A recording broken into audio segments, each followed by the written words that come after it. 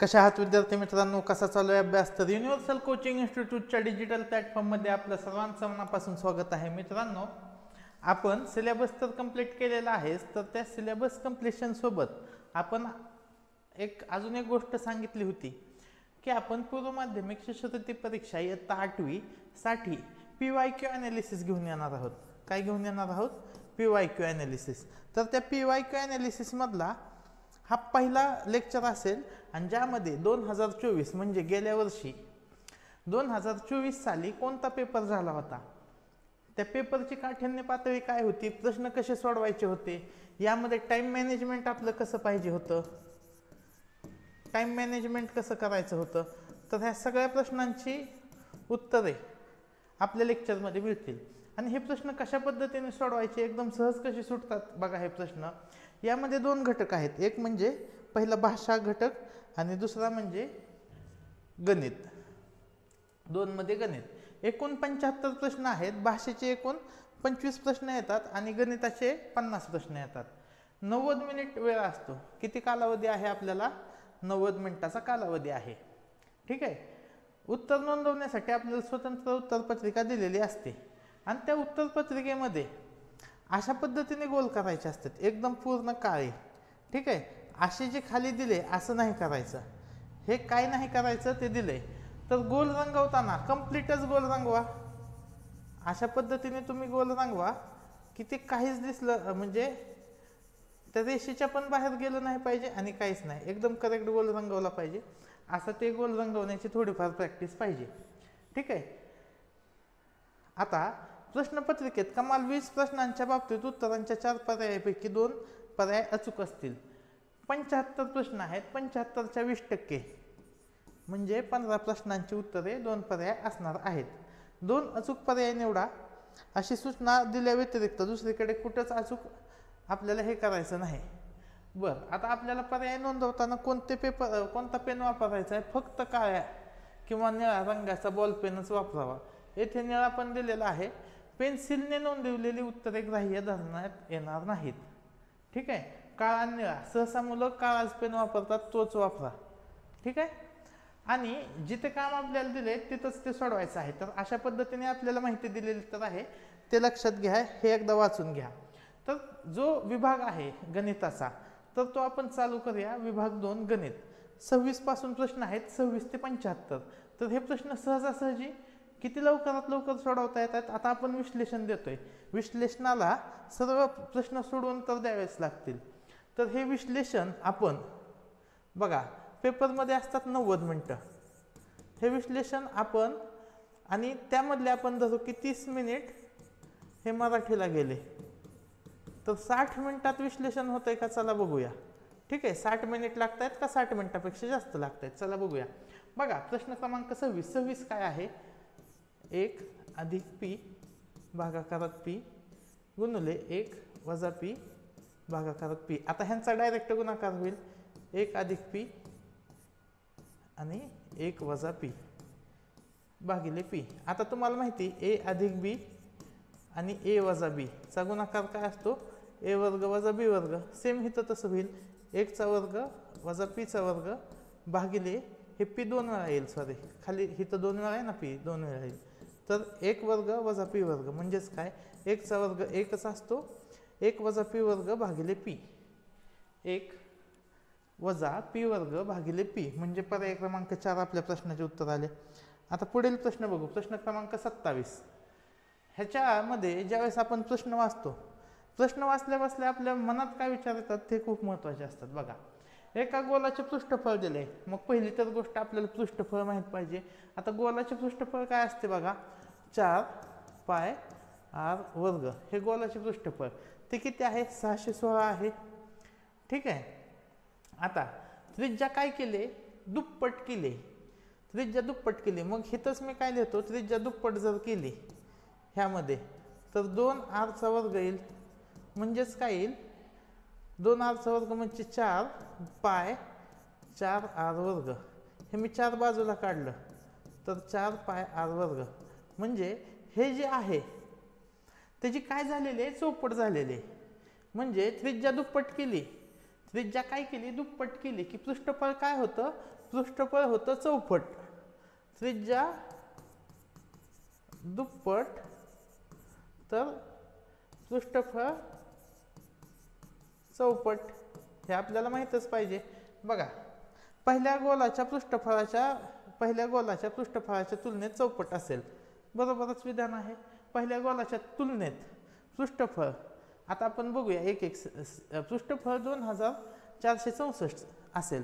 आता 616 ची 4 पट किती येईल बघा, 16 चौक 64, 6 चौक 24, म्हणजे हे पण विधान करेक्टच आहे, दिसतंयच आपल्याला. पृष्ठफळ 1232 सेंटीमीटर असेल, नाही, तर हे चुकीचं विधान आहे ना, आपल्याला चुकीचंच विचारले, तर पर्याय क्रमांक 2 येईल. बघा, या प्रश्नामध्ये आपण आर काढत बसलो का, आरची दुप्पट केली का, नाही केलेली. आपल्याला हे माहिती की त्रिज्या दुप्पट केली की पृष्ठफळ चौपट होतं, फक्त एवढं वापरलं ना आपल्याला प्रश्नाचे उत्तर निघाले. येथे आपलं कॅल्क्युलेशनचा टाइम आपला वाचलेला आहे. आता पुढे बघा, येथे काय म्हणले की अंजू राणीने एक वस्तू वजन करून ते 4 प्रकारे खालील पर्यायात लिहिले, त्यातील कोणत्या 2 पर्यायातील वजन समान आहे. आता 2 पर्यायातील वजन समान लिहायचे. मग या प्रश्नात असं तुम्ही जर बघितलं तर तुम्हाला काय दिसेल बघा, हे 12 175 आणि परत इथं काय दिसतंय बघा 12 आणि ही, मग तुम्हाला 1 आणि 3 उत्तर करेक्ट वाटेल, 1 आणि 3, कारण की शेवटी 75 75 आहे असं वाटू शकतं. तर तसं न करता एकदम व्यवस्थित कॅल्क्युलेट करून ते उत्तर काढायचं. बघा, kilo, hecto, kilo, hecto, deca. पुढे काय आहे, कुठपर्यंत दिलंय, ग्रॅम शेवट आहे, ग्रॅम आहे. ग्रॅमच्या पुढे गेलेलोच नाही आपण, ग्रॅमच्या पुढे गेलो नाही, एवढंच आहे, तर एवढंच काढूया. आता बघा, पहिलं 12 किलोग्रॅम आहे, 1 2 आणि 175 डेका आहे. डेका किती आहे, 175, म्हणजे 5 इथे येईल, 7 इथे येईल, 1 इथे येईल, 175 डेका. मग किती येईल, 1 3 8 5 आणि 0, 13850 ग्रॅम. 13850 हे काय आलं, ग्रॅममध्ये आलं. त्यात तसंच राहू द्या, आपण खालचे फक्त हे चेंज करूया. आता हे 13 किलो आहे आणि 75 ग्रॅम, इथं 5 येईल, इथं 7 येईल, इथं 0 येईल, 13,075 ग्रॅम हे आलं. आता पुढे बघा, 121 हेक्टो, हेक्टो इथं 1 येईल, इथं 2 येईल, इथं 1 येईल, 75 डेका, 5 येईल, 7 येईल, 1 2 8 5 0, 12850, 12850 ग्रॅम. अजून तर काय समान आलेलं नाही. ठीक आहे, आता शेवटचं बघा, इथं काय आहे, 135 हेक्टो, 5 3 1 आणि 250 ग्रॅम, 0 5 2, यांची बेरीज करूया. बघा, 1 3 7 5 0. बघा, पहिलं काय आलं आपलं, 12750 आलं. आपण एकदा 13750 आलं, अजून एकदा चेक करूया आपण. पहिलं बघा, हे 13750 आले, अजून एकदा आपण चेक करूया. चला, पहिल्याचं काय आलं बघा, 12 किलोग्रॅम आणि 175 डेका. डेका किती आहे, 5 7 1, 13750, बरोबर आहे, 13750 आहे ते. हां, तर पहिलं आणि चौथा पर्याय कसा आहे, समान आहे. तर 28चं उत्तर काय येईल, 28चं उत्तर येईल 1 आणि 4. आता पुढील प्रश्न बघू, प्रश्न क्रमांक 29. आता हा प्रश्न क्रमांक 29 मध्ये खूप मुलांना अडचणी आहेत. का, तर याचं क्षेत्रफळ कसं काढायचं. आता असे प्रश्न प्रॅक्टिस केले आणि लक्षात ठेवले खूपच सोपे, खूप सोपे म्हणजे खूप सोपे. आता आपल्याला काय दिलंय बघा, बाजू दिले, इथून इथपर्यंत बाजू 18 आहे, ही पण बाजू किती आहे, 18 आणि 18 आहे. मग आपल्याला क्षेत्रफळ जर काढायचं म्हणलं पूर्ण चौरसाचं, तर ते काय येईल, 18 आणि 18चा गुणाकार 324. मग आपल्याला उघड दिसतंय की रेखांकित भाग आहे, रेखांकित भागात क्षेत्रफळ 324 असणार आहे का, नसणार आहे, हे तर आपल्याला उघडच दिसतंय. ठीक आहे, आता कसं काढायचं ते बघा. मी जर इथून ही रेष मारली, इथून ही रेष कंप्लीट केली, XY, ठीक आहे, एक्स वाय. आता मला माहिती की एन वाय 9 आहे, वाय ओ 9 आहे. का तर इथं दिलंय मला की बिंदू एक्स आणि वाय बाजू एम पी आणि एन ओचे मध्यबिंदू आहेत. मध्यबिंदू आहेत म्हणजे ह्या पूर्ण बाजूला डिवाइड केलंय 9 9 मध्ये. मग इथून मी असा त्रिकोण बनवला तर ही बाजू किती आली 18 आणि ही उंची किती आली 9. मग त्रिकोण इथं मी नाव देतो ए. त्रिकोण ए एक्स वाय. ह्या त्रिकोणात पाया 1/2 पाया किती आला 18, उंची किती आली 9. ह्यांचं क्षेत्रफळ काढलं किती आलं 81. सेम क्षेत्रफळ यांचं निघेल, हे 18 हे 9 म्हणजे याचं क्षेत्रफळ आलं 81, याचं क्षेत्रफळ आलं 81. ह्या दोन्हीचं मिळून क्षेत्रफळ आलं किती 81 ने 81 162. 162 आपण वजा केलं पूर्ण ह्याच्यातून तर उरलेला रेखांकित भाग येईल, तो येईल 162. पर्याय क्रमांक 2. बघा एवढा सोपा प्रश्न होता, एकदमच सहज सुटला, काहीच अडचण आलेली नाही. पुढचा प्रश्न. आता हा प्रश्न आहे, या प्रश्नामध्ये आत्ताच आपला जो शेवटचा टॉपिक होता टॉपिक 7 बीजगणित, तर त्यामध्ये आपण हे सगळं सोडवून दिलेलं आहे. तर हा प्रश्न, ह्या प्रश्नात आपण पहिला याची फोड करून घेऊया. मग हे मी लिहिताना कसं लिहिल 16x वर्ग अधिक 4 अधिक 16xy अधिक 4y वर्ग. मग 16x वर्गचं वर्गमूळ काय आलं 4x कंसाचा वर्ग. इथं काय येईल 2y कंसाचा वर्ग. 4 दुने 8, 8चे दुप्पट 16, 16xy म्हणजे 4x अधिक 2y कंसाच्या वर्गाचा हे वर्ग आहे. याचा वर्ग केला तर हे येतं. मग याचं संक्षिप्त रूप काय असेल बाजूला लिहू 4x अधिक 2y. हे किती वेळा येईल 2 वेळा येईल. आता इथं काय आहे खाली बघा, आता परत इथंच लिहूया आपण, आपल्याला जागा अपुरी पडते त्याच्यामुळे. आता बघा इथं 16x वर्ग आहे म्हणजेच काय आहे 4x कंसाचा वर्ग, 4x कंसाचा वर्ग वजा 2y कंसाचा वर्ग. आता येथे काय येईल बघा 4x वजा 2y दुसऱ्या कंसात 4x अधिक 2y. ते इथं लिहून घेतो मी 4x वजा 2y दुसऱ्या कंसात 4x अधिक 2y. आता 4x अधिक 2y ला 4x अधिक 2y तर जाईलच, आणि हे भागाकारात ते उलटून गुणिले होईल, वरती जाईल 4x वजा 2y आणि भागाकारात काय येईल 4x अधिक 2y. बघा हे उलट लिहिले 4x पहिलं परत हे लिहिलं तर ते एकच येतं. ह्याला हा जाईल कंस आणि 4x वजा 2y ला 4x वजा 2y जाईल. म्हणजे राहिलं किती, राहिलं फक्त एकच. पर्याय क्रमांक 30 प्रश्न क्रमांक 30चं उत्तर काय येईल पर्याय क्रमांक 1. प्रश्न क्रमांक 31. आता एका मंदिराच्या चौरसाकृती परिसराची बाजू दिलेली आहे 40 मीटर. त्या प्रत्येक बाजूलगत त्या बाजू इतकी समान बाजू असणाऱ्या. आता बाग कशी काढली बघा, हे मंदिर आहे आणि बघा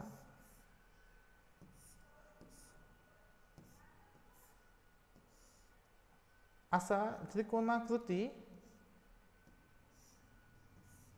हा ही बाग आहे, इकडची बाग आहे, ठीक आहे, त्रिकोणाकृती बाग आहे. आता बागेच्या कडेने संरक्षण मिळण्यासाठी आता कुणाच्या कडेने आहे बाहेरच्या कडेने, बाहेरच्या म्हणजे हिथं कंपाऊंड करायचं आहे, ह्याला हिथं कंपाऊंड करायचं आहे, ठीक आहे. मग हे जी बाजू किती आहे चौरसाकृती बाजू इतकी आहे म्हणजे हे 40 तर हे पण 40, हे 40, हे 40, 40 40 40 40. किती बाजू आल्या 1 2 3 4 5 6 7 8. 40ची 8 पट, 40ची किती आली 8 पट. 8 चौक 32, 320 काय आलंय परिमिती. आता 320 परिमिती आली आणि तशा किती फेऱ्या मारायच्यात, तशा 5 पदरी कुंपण घालायचे. किती पदरी कुंपण घालायचे 5. 320ची 5 पट किती आली बघा 1600.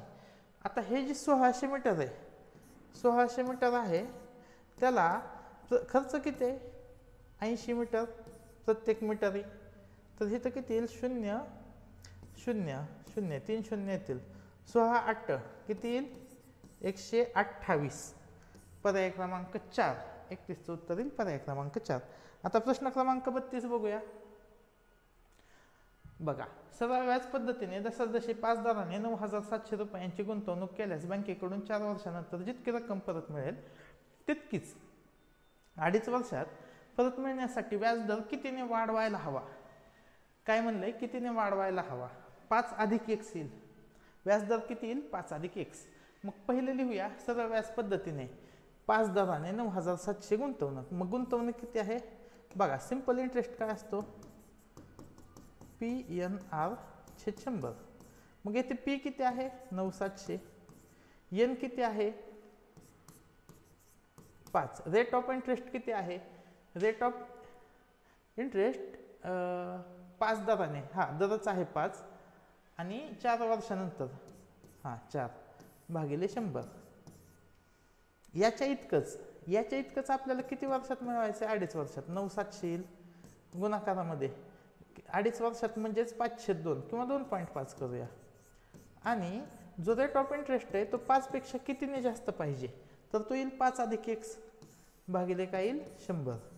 हे दोन कसे असतील, दोन इक्वल असतील. कसे असतील, इक्वल असतील. आपण खाली लिहूया बघा, 9,700 हे पहिलं घेऊया, 5 गुणाकारात 4 भागिले 100 बरोबर ही टर्म लिहू, 9,700 2.5 5 अधिक x छेद 100. ह्या 100ला 100 जाईल, 9,700ला 9,700 जाईल, 5 चोक 20 येईल, 20 बरोबर किती येईल, 2.5ची 5 पट, 25 5 1,600 12.5 अधिक 2.5 x. 20 मधून 12.5 गेलं, 7.5 2.5 x. x ची किंमत किती आली, 7.5 भागिले 2.5. उत्तर आलं 3. कितीने व्याजदर वाढवा लागेल, 3 ने व्याजदर वाढवा लागेल. 32चं उत्तर येईल पर्याय क्रमांक 3. ठीक आहे. पुढील प्रश्न बघा, प्रश्न क्रमांक 33. आता हा एकदम सोपा प्रश्न आहे.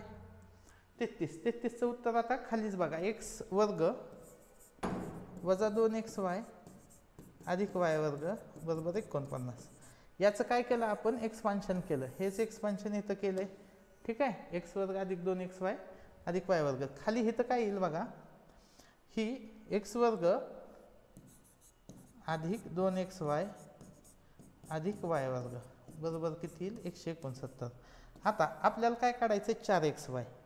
आपल्याला x आणि y वर्गाची किंमत नको आहे म्हणून मी इथं वजा केलं, वरच्यातून खालची संख्या वजा केली, तर x वर्गाला x वर्ग जाईल, y वर्गाला y वर्ग जाईल. वजा 2 वजा 2 वजा 4xy येईल. 49 वजा 169 किती येईल, 120 वजा 120 येईल, वजा 4xy बरोबर वजा 120. xy बरोबर वजा 120 भागिले वजा 4. हे वजाला वजा कॅन्सल होईल, 4 त्रिक 12 उत्तर येईल 30. पर्याय क्रमांक नाही, आपल्याला 4xy चीच किंमत काढायची, xy ची नाही काढायची. तर हे वजाला वजा कॅन्सल होईल, 4xy चं उत्तर येईल 120. ठीक आहे. 33चं उत्तर काय येईल, पर्याय क्रमांक 4. आता प्रश्न क्रमांक 34 बघू. प्रश्न क्रमांक 34 मध्ये एका त्रिकोणाचे सर्व शिरोबिंदू वर्तुळ परिघावर परस्परांपासून समान अंतरावर असून त्यांचे वर्तुळ केंद्रापासून प्रत्येकी अंतर 14 सेंटीमीटर आहे. यावरून त्रिकोणाची मध्यगा किती सेंटीमीटर असेल. पहिले तर आपण वर्तुळ काढून घेऊया.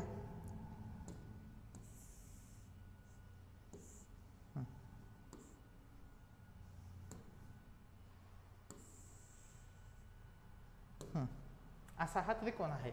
एका त्रिकोणाचे सर्व शिरोबिंदू कशावर आहेत, वर्तुळाच्या परिघावर आहेत.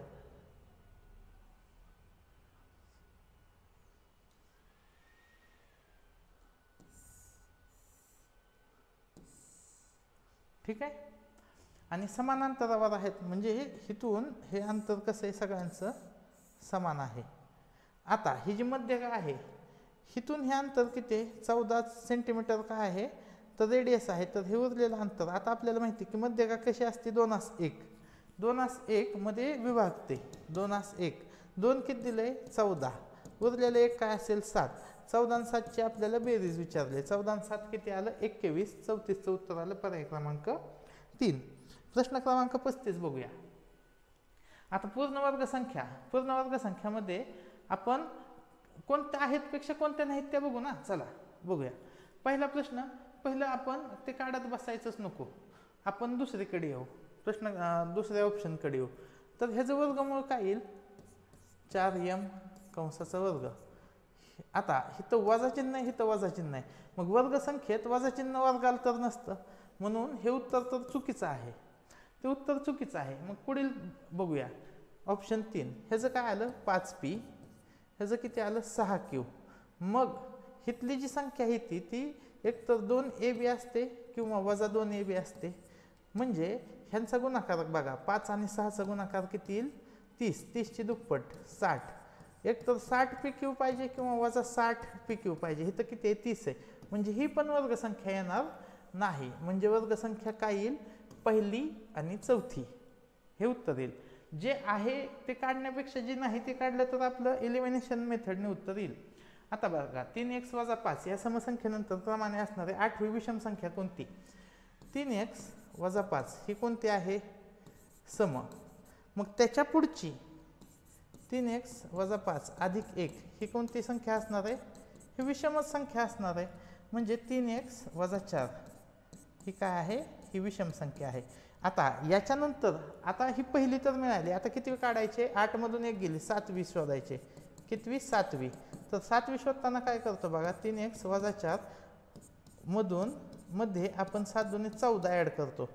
किती मिळवतो? 14 मिळवतो. तर हे उत्तर किती येईल? 3x अधिक 10. 14तून 4 गेले 10. ऑप्शन 3 36चं ऑप्शन 3 आपल्या पर्याय प्रश्नाचे उत्तर आले. प्रश्न क्रमांक 37 बघू. आता राघवने एक वस्तू विकताना विक्री किंमत 384 रुपयांनी वाढवली असती. 3% तोटा होण्याऐवजी 5% नफा झाला. यावरून वस्तूची मूळ किंमत किती रुपये असेल? बघा, 3 अधिक 5 बरोबर 8%. 8% म्हणजेच किती आहे? 384. तर मूळ किंमत म्हणजे 100% किती असेल? काय होईल? तिरकस गुणाकार. 384 गुणिले 100 इकडं किती येईल? 8 गुणिले x. हे 8 काय येईल?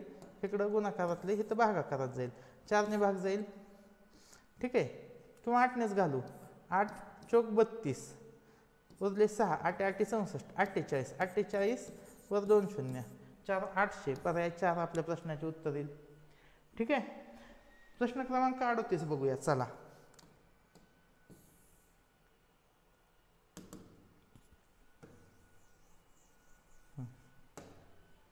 आता सोबतच्या आकृतीत पतंगाकृतीचा कर्ण बीडीमुळे तयार होणारे 2 त्रिकोण. आता कोणते 2 त्रिकोण आहेत? हे 2 त्रिकोण आहेत. ठीक आहे. बीडीमुळे तयार होणारे 2 त्रिकोण हे 2 त्रिकोण आहेत. हे बरोबर. म्हणजे ही जी उभी लाईन आहे ना, उभी लाईन ती मी इरेज करून टाकतो. ती उभी लाईनच इरेज करतो. बघा, त्या उभ्या लाईनमुळे सगळे प्रश्न सुटतात. त्या उभ्या लाईनचा काहीच विषय नाहीये. बघा, आपल्याला कोणामुळे दिलंय? बीडीमुळे दिलंय. मग बीडीच बघू ना आपण.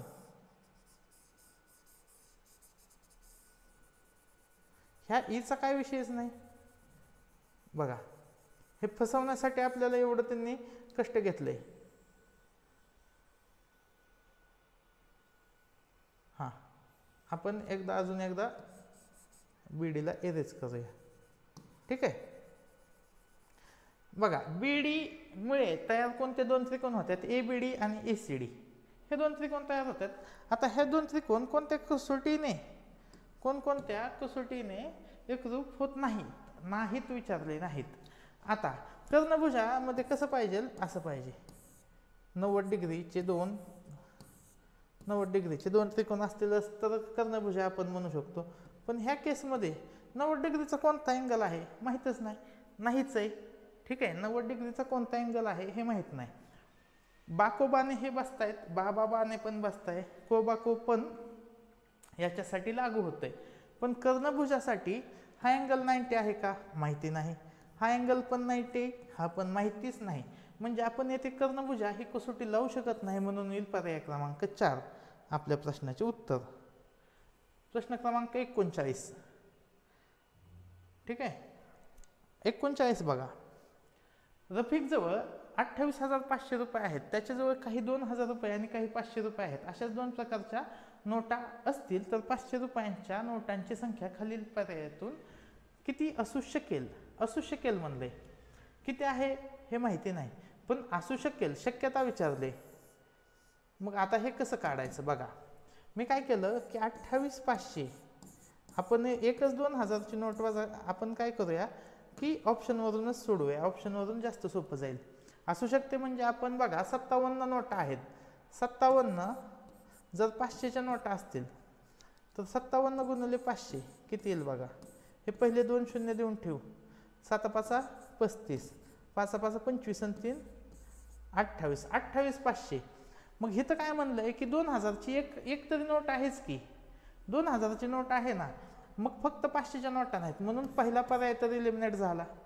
पहिला पर्याय येऊ शकत नाही. उत्तर लक्षात घ्या की आपल्याकडे 2,000ची पण नोट आहे. आता 25 घेऊया. 25 आणि 500चा गुणाकार. 25 5 1,600, 12,500 रुपये कशाचे आहेत? 500च्या नोटाचे आहेत. मग 28,500, 28,500 मधून मी 12,500 वजा करतोय तर मला मिळते 16,000. मग ह्या 16,000ला मी 2,000ने भागू शकतोय का? हो, भागू शकतोय. आणि माझ्याकडं 8 नोटा किती रुपयाच्या येत आहेत? तर 2,000च्या 8 नोटा येत आहेत. म्हणजे माझं उत्तर आहे पर्याय क्रमांक 2. आता सेम पद्धतीने ऑप्शन 3 चेक केला तर ते उत्तर येऊ शकत नाही. आता बघा 23 नोटा आहेत 500च्या, किती येईल? 11,500. मग 28,500 मधून 11,500 वजा केले मी, उत्तर किती आलं? 17,000. 17,000ला 2,000ने भाग जातोय का? नाही जात. 17ला 2ने भाग जात नाही. म्हणजे येथे 2,000च्या पूर्ण नोटा नाहीत. म्हणजे 2,000 आणि 500ची मध्ये 500च्या जर 23 नोटा असतील तर 2,000च्या नोटा कमी असतील किंवा जास्त असतील, बरोबर आकडा येऊ शकत नाही. म्हणजे हे पण चुकीचं आहे आणि पर्याय 2 आले म्हणजे हे पण चुकीचं आहे. उत्तर काय येईल? ऑप्शन 2. प्रश्न क्रमांक 40 बघूया. आता हा एकदम सोपा प्रश्न विचारला त्यांनी. आता पहिले तर गोष्ट हे कशात दिले? हे वर्गमुळात दिले. मग दोन्ही साईडचं वर्ग करा. 1 वजा k/25 बरोबर 16/25 हे येईल. हे वजा 1 काय करूया आपण, हे इकडं पाठवूया. मग इथं काय येईल? k/25 आणि इकडं काय येईल? 1 वजा 16/25. 25 1 25, 25 वजा 16/25 असंच येईल. मग पुढे जर लिहिलं तर काय येईल? 9/25 बरोबर k/25. 25ला 25 कॅन्सल होईल. kची किंमत येईल 9. ऑप्शन 4. ठीक आहे. पहिला पर्याय चुकवण्यासाठी तर 9चा वर्ग दिलाय. बघा आपण उत्तर मध्ये गडबड करू शकतो, म्हणून त्यांनी 9चा पण स्क्वेअर त्यांनी दिलेला आहे. आता पुढे बघा. आता 4 मीटर उंची असलेल्या एका चौरसाकृती हॉलचे क्षेत्रफळ 49 चौसेमी आहे. त्या हॉलच्या सर्व भिंतींना रंग देण्यासाठी प्रति चौरस मीटर 300 रुपये याप्रमाणे किती खर्च येईल? आता किती भिंती असणार आहे हॉलला? 4 भिंती. किती भिंती असतात? 4च भिंतीला रंग द्यायचा आहे. बघा 4 भिंती वेगळ्या, छत वेगळं आणि जी फ्लोरिंग करतो आपण, फरशी बसवतो ते वेगळं. आपल्याला रंग कशाला द्यायचा आहे? रंग द्यायचा आहे फक्त 4 भिंतीला. मग आपल्याला एका भिंतीचं क्षेत्रफळ मिळलं. इथं कसं आहे, हॉल कसा आहे? चौरसाकृती. तर एका भिंतीचं क्षेत्रफळ मिळलं तर त्याला 4ने गुणलं तर 4ही हॉलचं क्षेत्रफळ, 4 भिंतींचं क्षेत्रफळ मिळेल. आता हॉलचे क्षेत्रफळ 49 आहे, म्हणजे 7x7चा हॉल आहे. ठीक आहे. म्हणजे आपल्याला लांबी किती मिळाली? 7. आणि रुंदी किती दिली भिंतीची? लांबी, रुंदी किंवा उंची काय म्हणायचं ते म्हणा तुम्ही. तर ती किती आहे बघा? 4 मीटर. 4 मीटर उंची आहे. 7 चोक 28. एका भिंतीचं क्षेत्रफळ आलं 28. अशा किती भिंती आहेत? 4. 28 चोक 112. 112 चौरस मीटर हे काय आलं, क्षेत्रफळ आलं. आता ह्या 112ला प्रति चौरस किती खर्च आहे, चौरस मीटर 300, ह्याला 300 ने गुणलं तर उत्तर येतं 33,600, पर्याय क्रमांक 3. एवढे असे सहज सुटणारे प्रश्न आले होते गेल्या वर्षी. आता पुढे बघा, प्रश्न क्रमांक 42. तोट्याच्या चौपट विक्री किंमत असलेल्या व्यवहारातून विक्रेत्याला झालेला शेकडा तोटा किती. आता तोटा काय असतो, खरेदी किंमत वजा विक्री किंमत. ज्या वेळेस खरेदी किंमत जास्त असते विक्री किंमतीपेक्षा त्यावेळेसच तोटा होतो. एवढं बेसिक माहीत असलं तरी उत्तर येतं. आता तोट्याच्या चौपट आहे, विक्री किंमत किती आहे, तोटा x आहे, तर विक्री किंमत किती आहे, 4x आहे. तोट्याच्या चौपट आहे म्हणजे खरेदी किंमत किती असणार आहे, 5x. आता ह्याच्यातून शेकडा किती तोटा झाला आहे. आता तोटा कशात काढतो आपण, खरेदी किंमतीवर. खरेदी किंमत किती आहे, 5x, तोटा किती आहे, x. ह्याला 100 ने गुणलं तर काय येईल, शेकडा तोटा. ह्या x ला x जाईल, 100ला 5 ने भागलं, उत्तर येईल 20. ऑप्शन 1 आपल्या प्रश्नाचे उत्तर येईल. एकदम सहज सुटणारा हा प्रश्न. आता बघा पुढचा प्रश्न क्रमांक 43. आता आपल्याला एक टेंट आहे बघा, हा असा.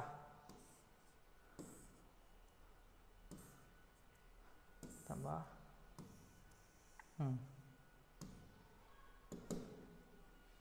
एका शंकाकृती तंबूची उंची दिली. आता उंची आहे, ही उंची आहे, ही उंची आहे, ही उंची काय आहे, 21 मीटर.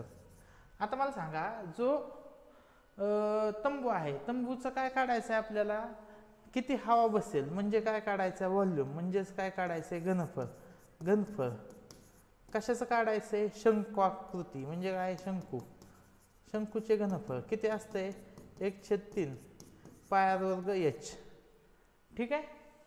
मग हे ते h तर माहिती 21, आपल्याला पाय माहिती 22/7. बघा 1/3 22/7, h माहिती 21, मग राहिलं काय, r वर्ग. मग r वर्ग कसा निघेल, येथे तळाचा परिघ दिला 176 म्हणजे ही वर्तुळाचा परिघ दिला 176, तो काय असतो 2πr. 2πr बरोबर 176, तर r ची किंमत किती येईल, 176 भागिले 2π.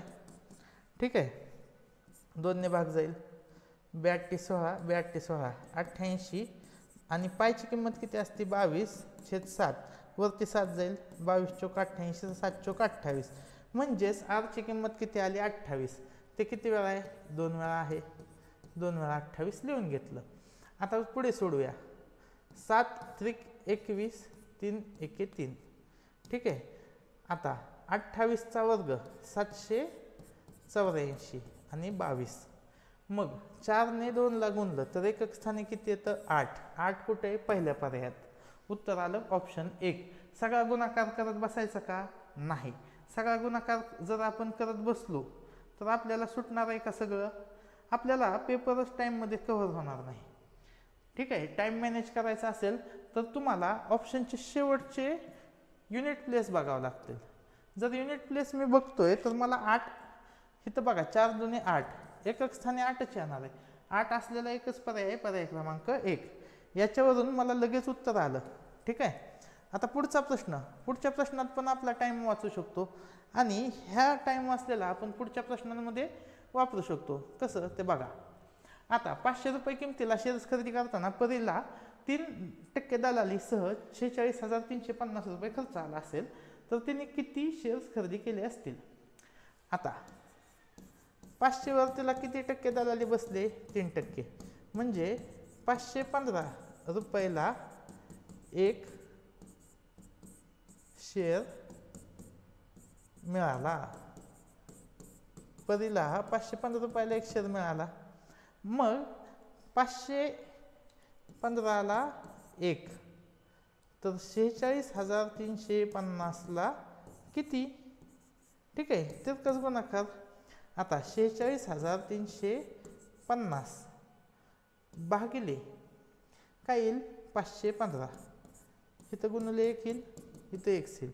मग आता मला सांगा, 5 ने 5ने जर भाग द्यायचा आहे वरच्या संख्येला तर इथं शेवटचा अंक काय 0, म्हणजे 5ने कशाला गुणल्यावर 0 येईल बघा. 5ने इथं शेवटचा अंक आहे 5, 5 5 25, म्हणजे इथं 5 असेल तर इथं 95ने भाग जाईल. 5 1 5, इथं 5 असेल तर एकक स्थानी 1 येईल. इथं 7 असेल तर एकक स्थानी 5 येईल, म्हणजे फक्त 90च उत्तर येऊ शकते. म्हणजे 515ची 90 पटच असणार आहे ती, हे आपल्याला सहजच कळून जाते आणि उत्तर येते ऑप्शन 2. ठीक आहे, 44चं उत्तर येईल पर्याय क्रमांक 2. आता पुढचा प्रश्न बघू, प्रश्न क्रमांक 45. आता एका चौरसाकृती बाजू ही दुसऱ्या चौरसाच्या 30 सेंटीमीटर मापाच्या कर्णाशी एकरूप आहे, तर त्या दोन्ही चौरसाच्या क्षेत्रफळाबाबतचे योग्य विधान खालीलपैकी कोणते? एका चौरसाची बाजू ही दुसऱ्या चौरसाच्या 30 सेंटीमीटर मापाच्या कर्णाशी, ठीक आहे, अशी दोन चौरस आहेत आणि एकाची बाजू आहे 30 आणि एकाच्या कर्णाची बाजू आहे 30, दुसरा कर्ण पण 30 येईल. ठीक आहे, मग आता आपल्याला दोन्ही चौरसाचे क्षेत्रफळ समान नाहीत. आता आपल्याला क्षेत्रफळांचा फॉर्म्युला माहिती आहे. येथे काय येईल, बाजू वर्ग 30 आणि 30. येथे काय येईल, 1/2 कर्ण वर्ग. मग क्षेत्रफळ समान आहेत का? समान नाहीत, म्हणजे हे विधान कसं आहे, योग्य आहे. आपल्याला काय विचारायचं आहे, अयोग्य. दुसऱ्या चौरसाचे क्षेत्रफळ पहिल्या चौरसाच्या क्षेत्रफळाचे निमपट आहे, हे तर दिसतेच बघा. 30 × 30ची ही निमपट आहे, हे पण योग्य आहे. पहिल्या चौरसाचे क्षेत्रफळ दुसऱ्यापेक्षा 900 चौरस सेंटीमीटरने जास्त आहे. आता पहिल्याचं 900 आणि दुसऱ्याचं किती आहे, 450. मग ते 900ने कसं जास्त असेल, म्हणजे विधान कोणतं चुकीचं आहे, ऑप्शन 3, 45चं 3 येईल. दुसऱ्या चौरसाचे क्षेत्रफळ पहिल्यापेक्षा 450ने कमी आहे, तर ऑप्शन 4 हे काय असेल, करेक्ट असेल. ऑप्शन 3 हे चुकीचं आहे आणि आपल्याला चुकीचं विचारलेलं आहे. आता प्रश्न क्रमांक 46 बघूया. बघा, सोबतच्या केंद्रबिंदू C असलेल्या वर्तुळात PRS हा दिलाय, किती दिलाय, 55. हा 55 म्हणजे हा जो आहे हा किती आहे, हा 110 आहे, हा 110 आहे. आणि हे काय आहे बघा, हे अर्धवर्तुळ आहे. अर्धवर्तुळाचं पूर्ण माप किती असतंय, ते असतं 180. हे टोटल असतं 180. हे इथपर्यंत 180 असतं, त्याच्यातलं हे 110 आहे. मग उरलेलं किती असेल, हे 70. म्हणजे हा इथपासून इथपर्यंत किती आहे, 70. मग ह्याच्यात हा कोण आलाय, 70. हा 70च्या निम्मा किती असणार आहे, 35. आपल्याला काय विचारलंय, PSQ किती येईल, 35. पर्याय क्रमांक 4 त्याचं उत्तर येईल. आता प्रश्न क्रमांक 47. आता विशाल कोण होतोय, म्हणजे विशाल कोण म्हणजेच काय, ज्या कोणाचे माप 90 डिग्रीपेक्षा जास्त आहे तो म्हणजे विशाल कोण. ह्याच्यासाठी फॉर्म्युला काय, 11/2 m - 30h. मग 11/2 पहिलं बघा, m किती आहे, 20 आणि 30, h ची किंमत किती आहे, 1. इथं आलं 10, 11 आणि 10 110, 110 - 30. इथं कितीचा कोण आला, 80चा आला, 80चा आला, म्हणजे हे उत्तर नाही, हे उत्तर आपलं येणार नाही. ऑप्शन 2 बघू. आता ऑप्शन 2 बघा, सेम 11/2 m - 30h. मग 11/2 गुणिले 40 - 30 h किती असतो, 11 आहे इथं. मग हे तर ह्याला भागलं, इथं आलं 20, 11 × 2 = 22, 220 वजा 30ची 11 पट किती आली, 330 आलेली आहे. मग बघूया ह्यांच्यातील फरक किती आला, वजा 110. आता आपण वजा पकडतो का, आपण ज्यावेळेस असा फरक येतो त्यावेळेस आपण वजा पकडत नाही, तो फरक अधिकच पकडतो, म्हणजे याच्यात कितीचा कोण आहे, 110चा आहे. आता पर्याय क्रमांक 3 बघूया. इथं बघा, 11/2 m ची किंमत 5 वजा 30, h ची किंमत 4. आता 55/2 27.5 वजा 3 × 12 120. ह्यांचा फरक किती येईल, 92.5च्या आसपास येईल. मी डायरेक्ट केलेलं नाही, पण तेवढा आहे, 90पेक्षा जास्तच आहे, म्हणजे ऑप्शन 3 करेक्ट आहे. तर मी ऑप्शन 4 चेक नाही करत आहे, कारण की माझं उत्तर तर आले 2 आणि 3. जरी ऑप्शन 4 असेल त्यांच्या पर्यायामध्ये भविष्यात जाऊन, तर ते 2 आणि 3ला चुकीचं करू शकत नाहीत. तर पर्याय 4 सोडवत बसू नका, तिथे तुमचा टाइम जाऊ शकतो. प्रश्न क्रमांक 48 बघू. आता इथं काय म्हणलंय, 20 सेंटीमीटर बाजू असलेल्या समभुज त्रिकोणाचे, समभुज चौकोनाचे, चौकोन आपण समभुज चौकोनच काढूया चांगला. चला,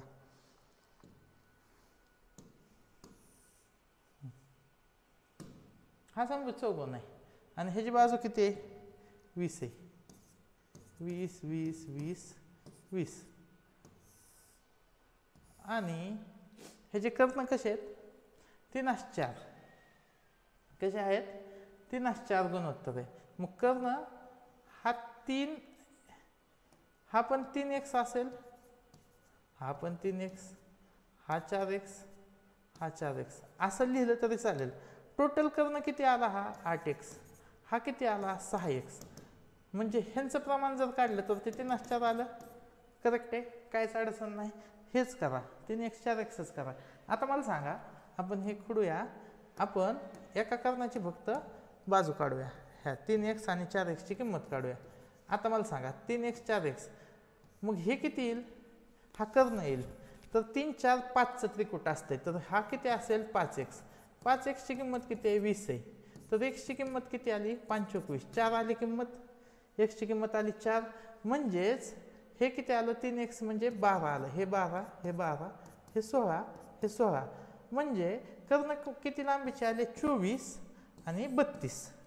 कर्णांची लांबी किती आली, 24 आणि 32. आता आपल्याला माहिती की समभुज त्रिकोणाचे क्षेत्रफळ काय असतं, 1/2 कर्णांचा गुणाकार, 1/2 कर्णाचा गुणाकार. आता 2 ने भाग जाईल, इथं आलं 16. तर 24 आणि 16, ठीक आहे. तर उत्तर किती येईल बघा, 24ची 16 पट, 6 चोक 24. एकक स्थानी किती आलं पाहिजे, 4 आलं पाहिजे. एकक स्थानी 4 असलेला पर्याय कोणता आहे, तर तो आहे पर्याय क्रमांक 2. ठीक आहे. हे पण मी सगळं सोडवत बसलेलो नाही. पुढे बघा, एका पुस्तकाचा 5/9 भाग, 5/9 भाग व 68 पाने वाचून झाल्यावर 92 पाने उरत असतील, तर त्या पुस्तकाला एकूण किती पाने आहेत. एकूण पुस्तकाला पुस्तक असतं पूर्ण कंप्लीट, आपण ते मानू x पानं आहेत. तर त्याच्यातली किती पानं वाचलेत, 5/9 x वाचलेत. त्याच्यातले 68 पाने वाचून झाल्यावर 92 पाने उरत असतील, तर ही सगळी पुस्तकाची पानं झाली. ठीक आहे. हे x वजा 5/9 x येईल आणि 68 आणि 92ची काय होईल, बेरीज होईल. ती किती येईल, 160. 9x वजा 5x/9, 4x/9. x ची किंमत किती येईल, 160 गुणिले 9/4. 4 ने भाग जाईल, 4 चोक 16, 40 आणि 90चा गुणाकार येईल 360. तर 49चं उत्तर किती येईल, पर्याय क्रमांक 1. प्रश्न क्रमांक 50 आणि 51 एकदम सोपे. बघा, एका शाळेत 5वी ते 8वीचा पट प्रत्येकी 50 आहे. म्हणजे हे 5वीत मध्ये किती पोरं आहेत, 50 आहेत. त्याच्यातल्या हे जे व्हाईट कलरने दाखवले ती मुलं आहेत. मुलं किती आहेत, 22 आहे. मुली किती आहेत, इथं 26 आहेत. 22 आणि 26 किती झाले, 48. म्हणजे 2 अब्सेंट आहेत, इथं 2 आलेच नाहीत. इथं बघा, इथं किती मुलं आहेत, 20 आहेत. इथं किती मुले आहेत, 18. म्हणजे इथं किती आलेत, 38 आलेत. म्हणजे इथं किती आले नाहीत, 12 ना आलेच नाहीत, शाळेतच आलं नाही. इथं किती आहेत मुलं, 24. इथं किती मुले आहेत, 20. 44 जण वर्गात आलेत, 6 जण आलेच नाहीत. आता पुढे बघा, इथं किती आलेत, 20. इथं किती आलेत, 22. किती जण आले नाही, किती जण आले, 42 आले, 8 जण आलेच नाहीत. आता आपल्याला प्रश्न काय आहे बघूया. इयत्ता 8वीतील उपस्थित मुलांपेक्षा उपस्थित मुली शेकडा किती जास्त आहेत. आता उपस्थित मुलं किती आहेत, 20 आहेत. 20 पेक्षा मुली किती जास्त आहेत, 22 आहेत. मुलं 2 ने जास्त आहेत. ह्यांची टक्केवारी म्हणजे गुणिले 100, 20 × 100, 10% येईल. किती आलं, 10%. एक आलं ऑप्शन. आणि मुले व मुली मिळून उपस्थित पाहिल्यास कोणत्या इयत्तेतील सर्वात कमी आहे? उपस्थिती सर्वात कमी आहे. उपस्थिती सर्वात कमी कुठे दिसते बघा, हे तर दिसते 38 आहेत. 6वी काय येईल? Option 4, 51 option 4. आता बघा 52 नंबरचा प्रश्न. आता प्रश्न क्रमांक 52 हा पण एकदम इझिएस्ट क्वेश्चन आहे बघा. 780चे 25% तर 1950चे m%. ठीक आहे, ह्या 100ला हे 100 तर जाईल. ची किंमत काय येईल? 780 गुणिले 25 भागिले 49. ह्या शून्याला शून्य गेलं, 13ने भाग जाईल. 13 78, 13 1 13, 13 5 65. आता 25 150, 150 भागिले 15. ची किंमत किती आली? 10. ऑप्शन 1. 52चं उत्तर काय आलं? पर्याय क्रमांक 1. आता प्रश्न क्रमांक 53 बघा. 2 क्रमवार समसंख्यांचा लसावी.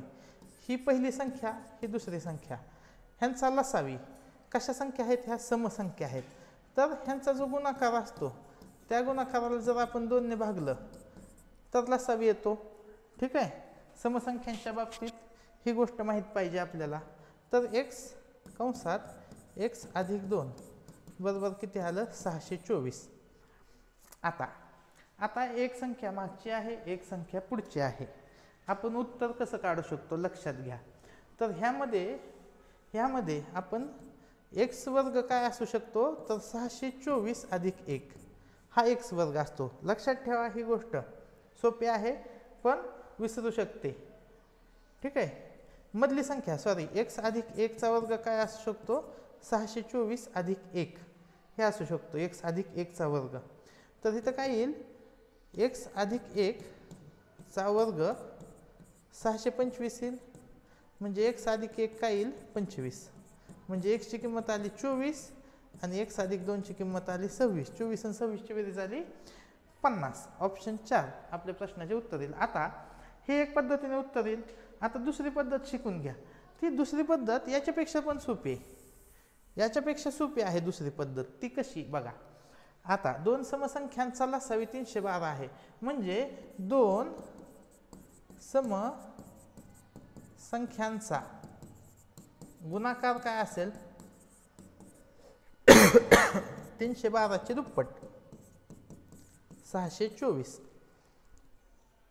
ठीक आहे. आता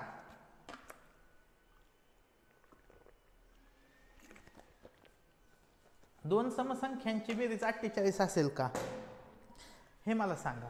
2 समसंख्यांची बेरीज 48 नसेलच, कारण की एक आहे 24 तर त्याच्या पुढची आहे 26. 24 आणि 26 ची बेरीज 48 येत नाही, ती 50 येते. 2 समसंख्यांची बेरीज 48 येत नाही. 2 समसंख्यांची बेरीज 48 येत नाही. आता इथे बघा, 2 समसंख्यांची 22 अधिक 24 ही बेरीज कशी आली? 46. तशी 48 येत नाही.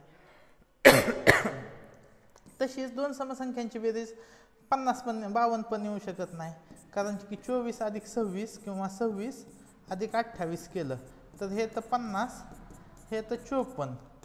तर 52 ही बेरीज येईल का? नाही येणार. आता आपला जो गुणाकार आहे त्याच्यामध्ये एकक स्थानी किती आहे? 4. आणि 22 आणि 24 ह्या ज्या 2 संख्या आहेत त्यांचा गुणाकार किती येईल बघा? 4 दुने 8. एकक स्थानी 8 येईल, 4 येणार नाही. शेवटची संख्या बघा 24 आणि 26. 6 चौक 24. एकक स्थानी किती आलं? 4. पर्याय क्रमांक 4 आपल्या प्रश्नाचे उत्तर आले. ठीक आहे, 53चं उत्तर आलं ऑप्शन 4. प्रश्न क्रमांक 54 बघूया. सोबतच्या संख्या रेषेवरील सर्व बिंदू समान अंतरावर आहेत त्यावरून. आता संख्या रेषेवर आहेत तर आपण काय करू की प्रत्येकात एकच अंतर आहे असं पकडू. हे एक, हे एक, हे एक असंच पकडू. मग u पासून r पर्यंतचं अंतर, u पासून r पर्यंतचं अंतर किती आहे? 1 2 3 4 5 6 7 8 9. ur किती आला? 9. ur आला 9.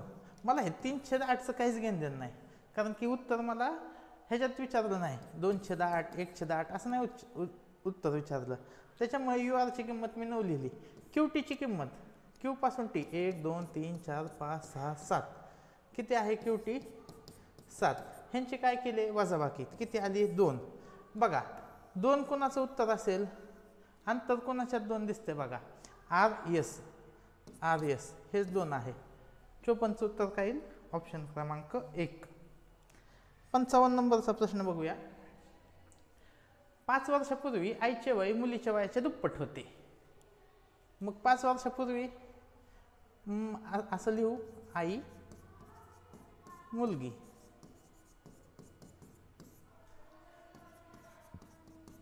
5 वर्षापूर्वी ठीक आहे. इथं खाली किती वय होतं आईचं? दुप्पट होतं. मुलीच्या काय होतं? दुप्पट होतं. मग आज काय असेल? आज असेल मुलीचं वय 1+5, आईचं असेल 2x+5. ठीक आहे. त्यांच्या आजच्या वयाचे गुणोत्तर किती दिले? 11:6. ह्यांचा काय होईल? तिरकस गुणाकार. 11चा गुणाकार कोणाशी होईल? 1+5शी. आणि 6चा गुणाकार कोणाशी होईल? 2x+5शी. 11x + 55 बरोबर 6×2 12x + 30. 12x मधून 11x जाईल आणि ह्या 55 मधून 30 जाईल. x ची किंमत येईल 25. तर दोघींच्या वयातील फरक किती असेल? तर बघा, आणखी 5 वर्षानंतर, आता कधीही दोघींच्या वयातील फरक तर सेमच असणार, फरक बदलणार नाही. आईचं वय किती येईल? 5 वर्षापूर्वी 50, मुलीचं किती येईल? 25. तेव्हा त्यांच्यात कितीचा फरक होता? 25. तोच कंटिन्यू राहील. ठीक आहे. 55चं उत्तर काय येईल? ऑप्शन 2. आता 56 प्रश्न हा तुम्ही केला पाहिजे. काय म्हणजे की हे असे प्रश्न तुम्हाला आलेच पाहिजे. आता 56 काय काढायचा? a वर्ग + b वर्ग. a + b दिले, a + b. a + b चा वर्ग काय असतो? a वर्ग + 2ab + b वर्ग. आता a + b ची किंमत किती आहे? 13. 13चा वर्ग. a वर्ग + b वर्ग. ab ची किंमत किती आहे? 36. 2ab ची किंमत किती येईल? 2 × 36.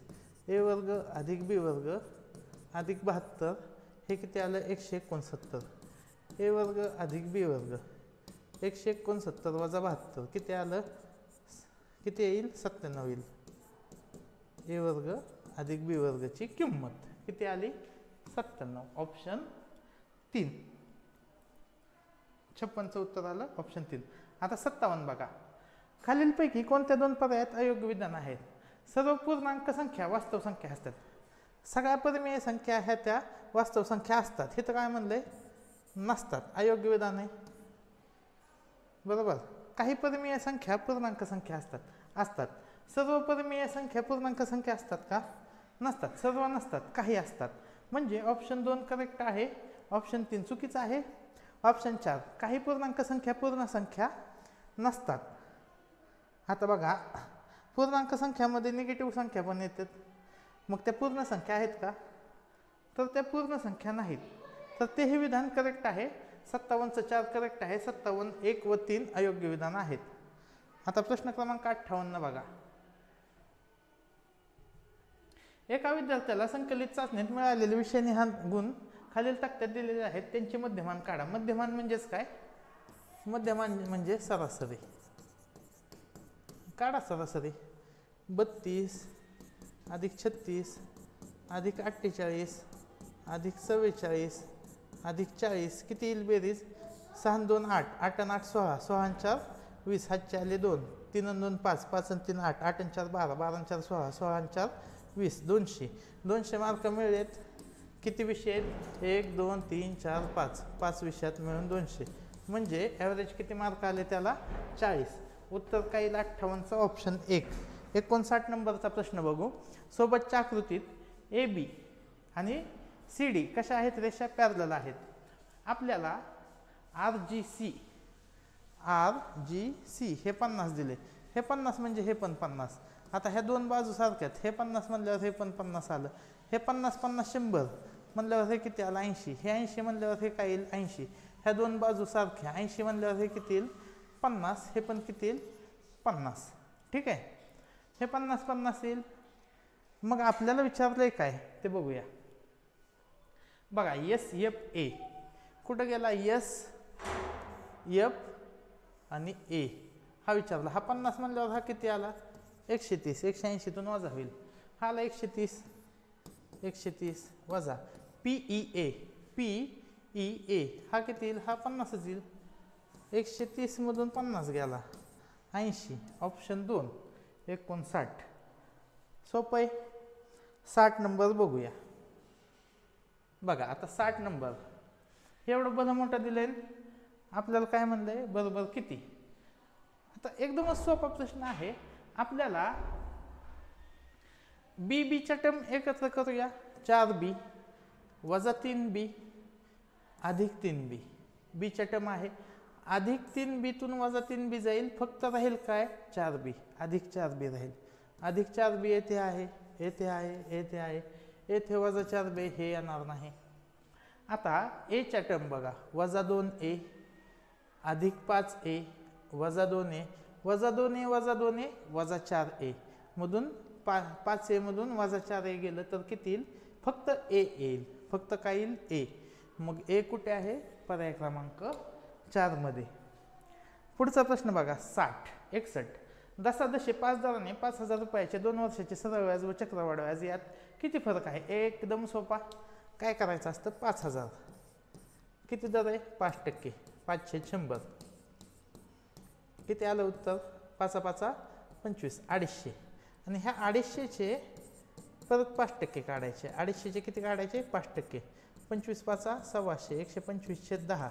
125/10 म्हणजेच उत्तर किती आलं? 12.5. 12.5 हा आला फरक. ऑप्शन 1. बघा याने तुमचा खूप टाइम वाचणार आहे. एकदम जास्तच टाइम. कारण की हे उत्तर काढायला मुलांना खूप टाइम लागतो. आपण किती सेकंदात काढले? सेकंदात. आणि हे जर तुम्हाला शिकायचं असेल की मी कसं उत्तर काढलं तर ह्याचा डिटेल व्हिडिओ आपण टाकलेला आहेच की. सरळ व्याज व चक्रवाढ व्याजमध्ये डिटेल व्हिडिओ केलेला आहे. तो बघून घ्या. येऊन जाईल तुम्हाला. आता प्रश्न क्रमांक 62 बघूया. सिया व निशा यांचे सरासरी वजन 29 किलोग्रॅम आहे. आपण सियाला S घेऊ आणि निशाला N घेऊ. सरासरी वजन 29 छेद 2 बरोबर 29. मग इथं S अधिक N किती येईल? 29 ची दुप्पट 58 येईल. फिजा आणि सिया यांचे सरासरी वजन किती आहे? 26. 26 ची दुप्पट किती येईल? 52 येईल. जर निशा आणि फिजा यांचे एकूण वजन दिले. आता एकूण दिले, सरासरी दिले का? नाही. इथं दुप्पट करायचा चाल चूक चाल. इथं किती आहे? 50 आहे.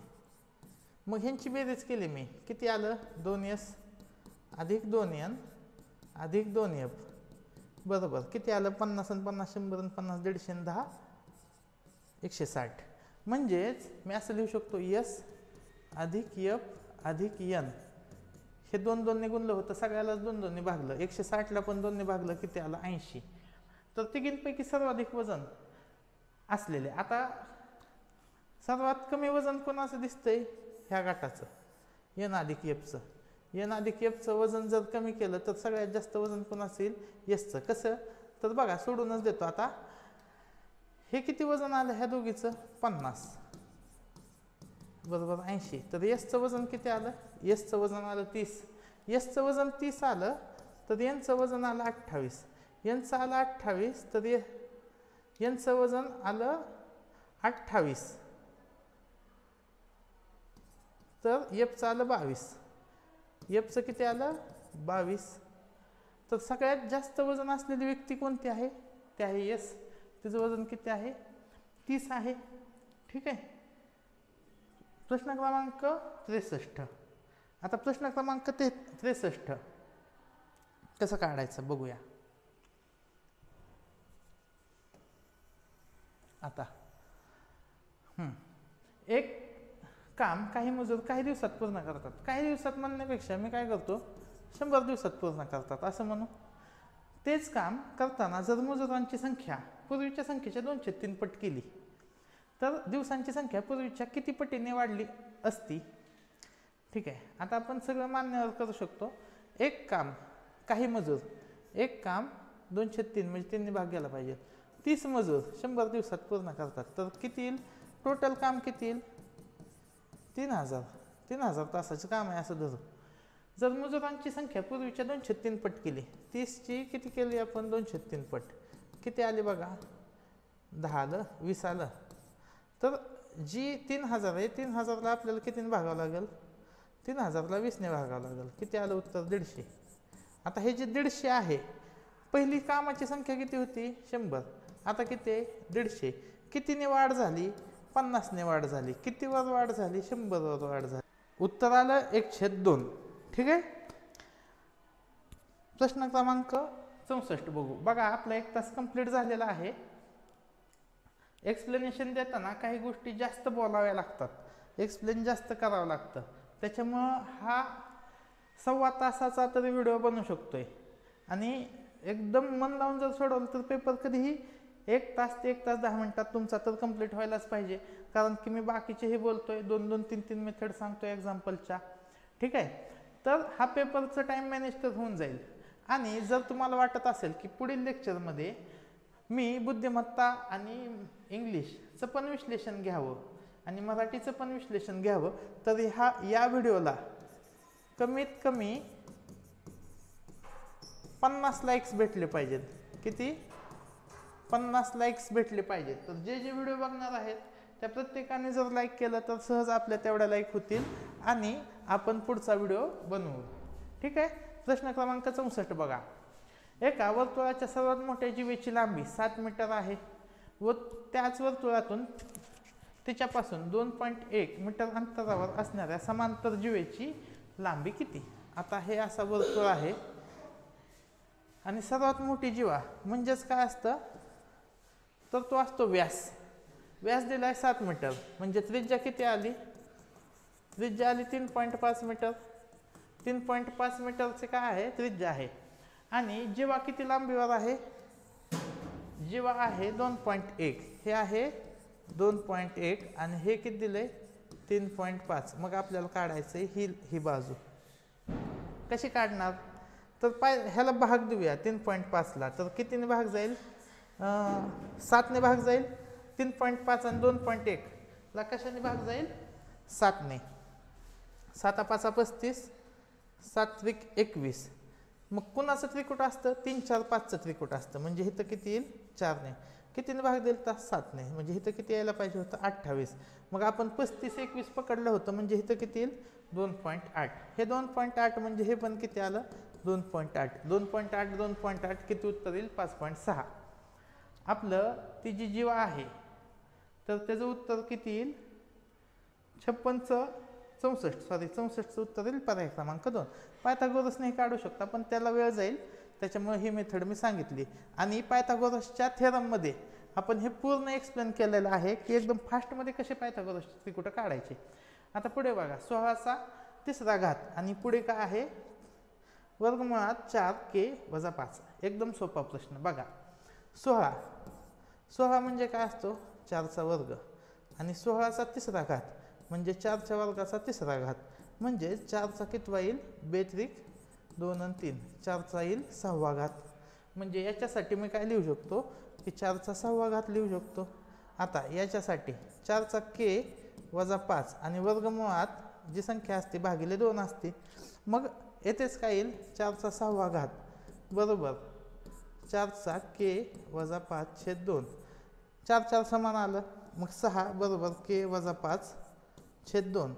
हे 2 तिकडं गुणाकारात जाईल. 6 2 12 होईल बरोबर k-5. केची किंमत काय येईल? 12 + 5 17. ऑप्शन 4 आपल्या प्रश्नाचे उत्तर आले 65चे. प्रश्न क्रमांक 66 बघूया. आता सोबतच्या आकृतीत EFGH या समभुज चौकोनाचा कर्ण 28 सेंटीमीटर आहे. समभुज चौकोनाचा कर्ण दिला 28. म्हणजे त्रिज्या किती आली? ही त्रिज्या आहे 14. ही 14 त्रिज्या आली. आणि O शिरोबिंदू आहे असलेल्या वर्तुळावर आहे. यावरून रंगवलेल्या भागाचे क्षेत्रफळ किती? ठीक आहे. आता आपल्याला पहिल्यांदा वर्तुळाचे क्षेत्रफळ काढावं लागेल. वर्तुळाचे क्षेत्रफळ किती येईल? πr². पाय किती दिलाय? पाय असतो 22/7. r किती आहे? 14.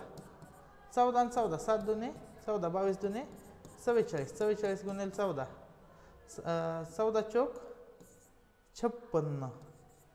56 आणि 5 61 616 म्हणजे हे वर्तुळ आहे पूर्ण, ह्या वर्तुळाचं क्षेत्रफळ आलं 616. आणि आता ह्या चौकोनाचं काढू, ह्या चौकोनाचं चौरसाचं काढू. आता चौरसाचं किती येईल? समभुज चौकोन म्हणजे 1/2 1/2 काय येईल? 1/2 कर्णांचा गुणाकार. कर्ण किती आहे? 28 28. कर्ण किती आहे? 28 28. हे तर किती आलं? 14. 28चा गुणाकार कुणाशी होईल? 14. आता बघा 28 चौक 112, 28 आणि 11 39. 392 काय आलं? चौरसाचं क्षेत्रफळ आलं 392. आता यांची वजाबाकी करा. हे तर आलं 4. 61 मधून 39 गेलं. 9तून हे तर आलं 2, हातचा आला 1, 224. 224 हे काय आलेलं आहे की बघा. हां, आता आपण काय काय केलं अजून एकदा बघा. जे वर्तुळ आहे कंप्लीट त्याचं क्षेत्रफळ आलं 616. जो हा भाग आहे या भागाचं क्षेत्रफळ किती आलं? 392. मग उरलेला भाग आहे 1 2 3 आणि 4. ह्या 4 भागांचं क्षेत्रफळ किती आलंय? 224. चारही भाग कसे आहेत? एकदम समान भागात त्यांचं विभाजन झालेलं आहे. तर 224ला जर मी 4ने भागलं तर मला ह्या एका भागाचं काय मिळेल? रंगवलेला भाग मिळेल. 224ला 4ने भागलं 4 25 4 सक 24 56. आपल्या प्रश्नाचे उत्तर आले. एकदम सोपं होतं. 66.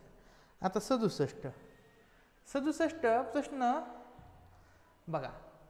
पूर्ण घनसंख्या ओळखायची. आता घनसंख्यामध्ये शून्याच्या पुढे किती पॉईंट असतात? 3च्या पटीत. शून्याच्या पुढे किती पॉईंट असतात? 3च्या पटीत असतात. निगेटिव्हचं काय घेणं देणं आहे का? काहीच घेणं नाही. मग 0.27 हे करेक्ट उत्तर आहे. बरोबर. शून्याच्या पुढे किती पॉईंट पाहिजे? 3च्या पटीत. हे तर किती पॉईंट आहेत? 3 पटीत. पण 625चं घनमूळ निघतं का? नाही निघत. इथं पॉईंटच्या पुढे किती घर आहेत? 2च आहेत. म्हणजे हे पण चुकीचं आहे. पॉईंटच्या पुढे किती घर आहेत? 4 आहे. हे पण चुकीचं आहे. पण यामध्ये पूर्ण घनसंख्या आपल्याला 2 पर्याय विचारले होते. याचं उत्तर होतं ऑप्शन 1, फक्त 1 होतं. मग हे पुढचे तर 3 चुकीचे आहेत. म्हणून स्कॉलरशिपने काय ठरवलं की ज्यांनी 1 हे उत्तर लिहिले फक्त ते पण करेक्ट, ज्यांनी 1 आणि 2 लिहिले ते पण करेक्ट, ज्यांनी 1 आणि 3 लिहिले ते पण करेक्ट, आणि ज्यांनी 1 आणि 4 लिहिले तेही करेक्ट. ठीक आहे. तुम्हाला एकदा कळलं ना की उत्तरच निघत नाही.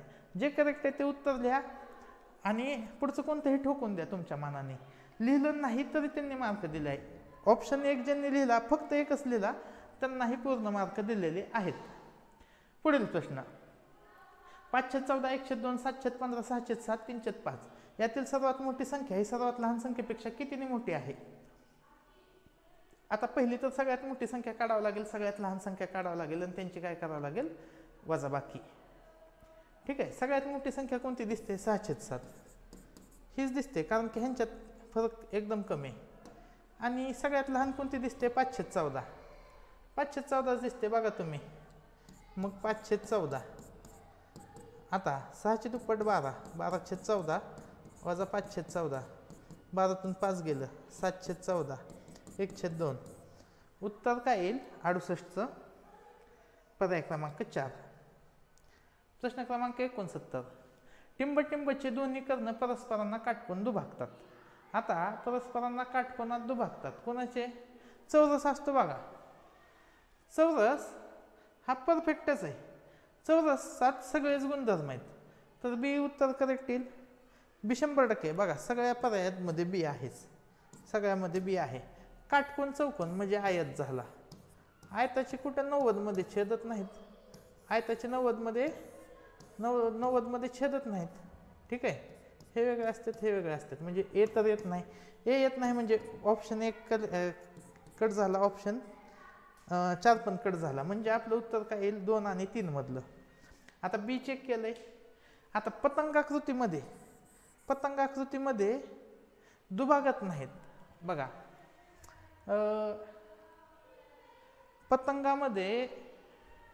परस्परांना काटकोनात दुभागतात हे वाक्य पूर्ण करण्यासाठी. आता समांतरभुज चौकोन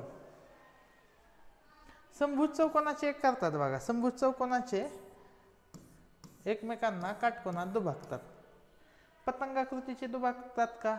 नाही. म्हणजे उत्तर काय येईल? 69चा पर्याय क्रमांक 2. 70 नंबरचा प्रश्न बघू.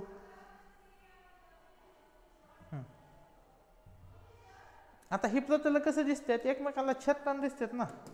ही प्रतल एकमेकांना कशी दिसतात? छेदत आहेत. मग काय बघा, मग हे जर एकमेकांना छेदत आहेत तर दोन पर्याय आहेत. हे एकमेकांशी समांतर असतील का? समांतर प्रतल एकमेकांना छेदणार नाहीत. ती कशी येतील? ह्याशीच येतील. ह्याशी एकमेकांना छेदणार नाहीत म्हणजे पर्याय 4 येणार नाही. दोन्ही प्रतले छेदतात तिथे रेषा तयार होते. 2 करेक्ट आहे. मग आता 1 आणि 3 मधलं आपल्याला सिलेक्ट करायचं आहे. FBC, FB आणि C हे बघा एकाच प्रतलातील बिंदू आहेत. हे भिन्न प्रतलातील बिंदू आहेत का? नाही, एकाच आहेत. आणि AGE हे एकाच प्रतलातील बिंदू आहेत. हो आहेत. तर 70चं उत्तर काय येईल? ऑप्शन 2 व 3. 71 बघूया. 8% सूट जाहीर झाल्यामुळे स्पंदनने प्रत्येकी 3750 रुपयाच्या 2 वस्तू खरेदी केल्या असतील तर त्याने विक्रेत्याला किती रुपये द्यावेत? 8% सूट जाहीर झाल्यामुळे स्पंदनने 3750 रुपये किमतीच्या 2 वस्तू खरेदी केल्यात. मग 3750 दुप्पट करा.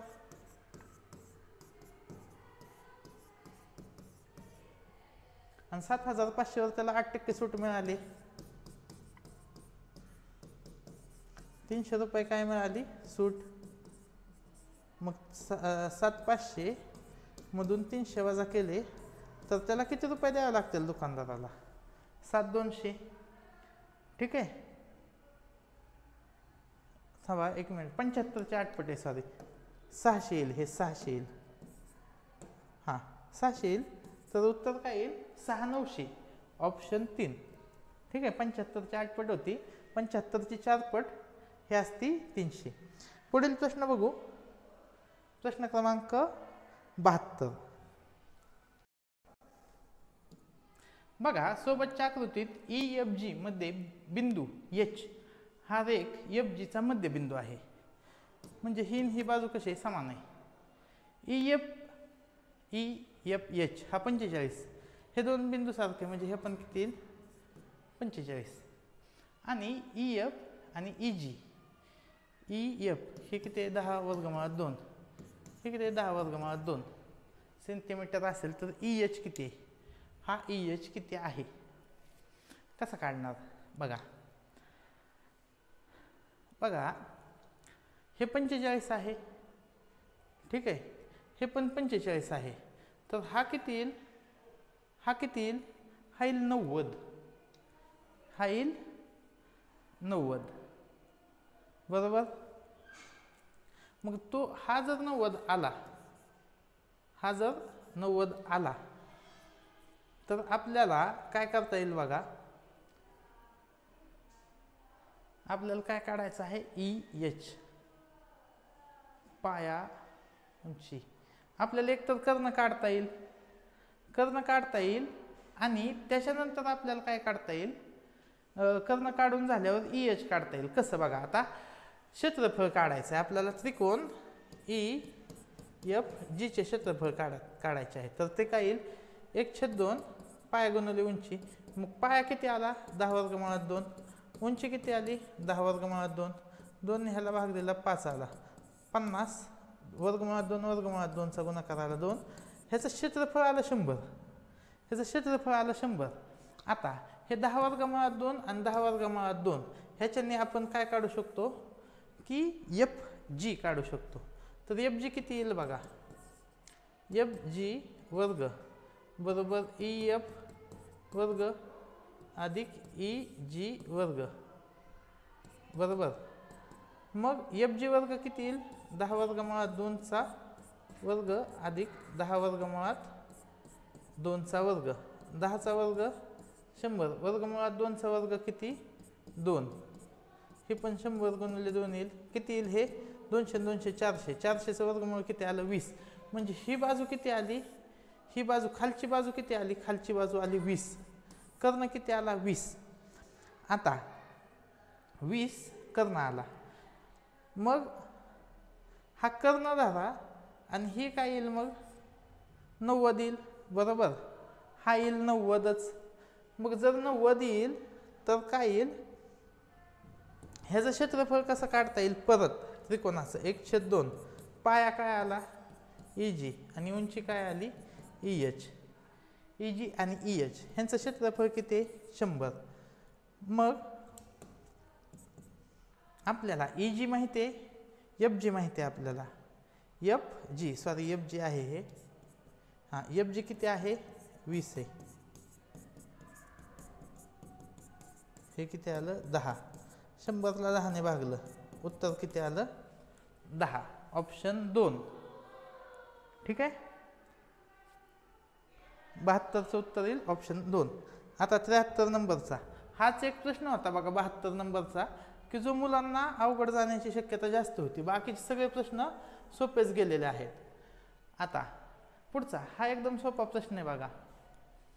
काय येईल हे सोडूनच घेऊ.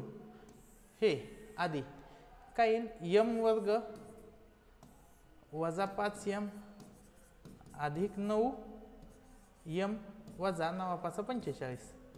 मग हे आपण साईडला लिहू. किती येईल m वर्ग अधिक 4m वजा 45. सिमिलर वे हे पण करू.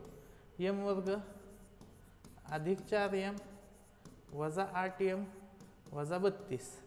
मग इथं काय येईल m वर्ग वजा 4m वजा 32. ह्यांच्यामध्ये चिन्ह कोणतं आहे वजा. हे वजा होईल, हे अधिक होईल, हे अधिक होईल. 45 आणि 32 ह्यांची वजाबाकी किती आली 13. चिन्ह मोठ्या संख्येचं वजा. वजा 4m अधिक 4m, ते अधिक 4m अधिक 4m किती येईल 8m वजा 13. ऑप्शन 1. ऑप्शन 1 आपल्या प्रश्नाचे उत्तर येईल 73चं. प्रश्न क्रमांक 74 बघा. आता प्रश्न क्रमांक 73चं अजून एका पद्धतीने उत्तर येतं.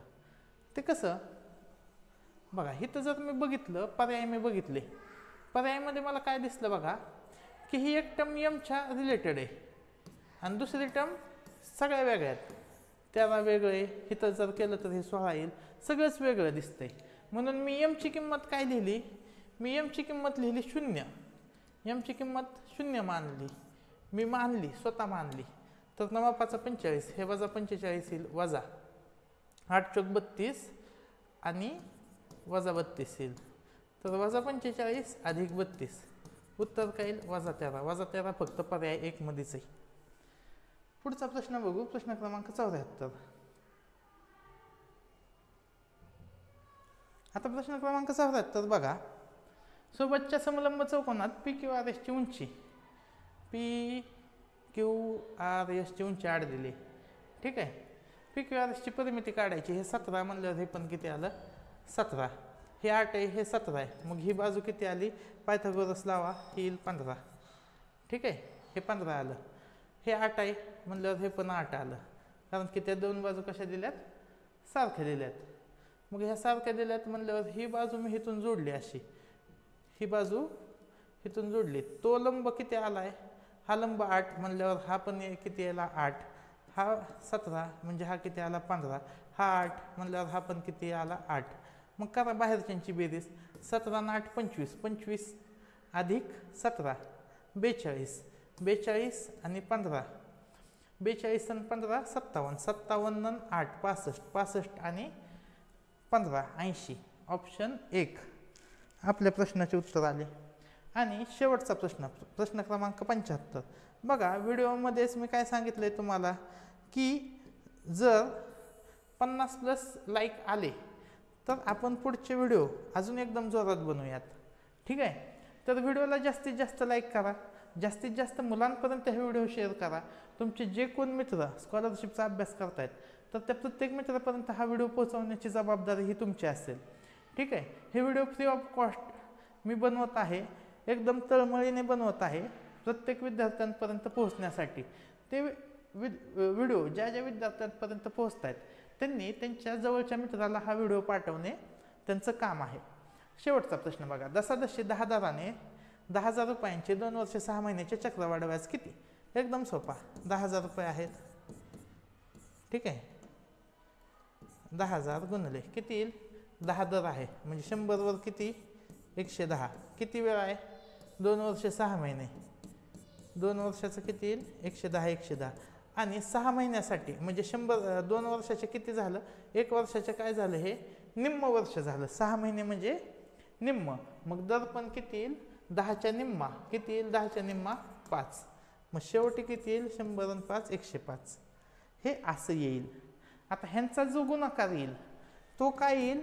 रास येईल. रास म्हणजेच काय? अमाऊंट. मग जी अमाऊंट आहे रास वजा मुद्दल बरोबर काय असतंय?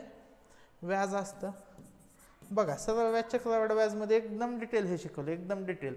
तो व्हिडिओ एकदा बघून घ्या.